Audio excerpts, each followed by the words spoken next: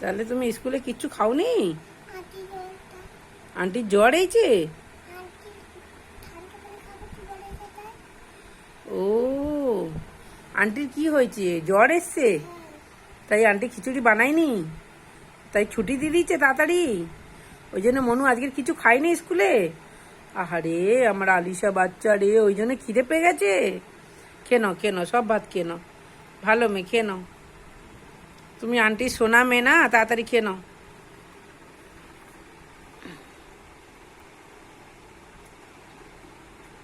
দাঁত আছে আলিশার? অনেকগুলো দাঁত আছে বাবা।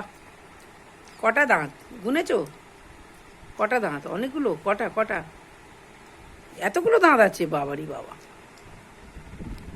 হ্যাঁ ঠিক আছে ঠিক আছে, বুঝতে পেরেছি। কেন কেন বম বম করে তাড়াতাড়ি, কত বড় গাল করে খাই দেখি। আলিশা কত বড় গাল।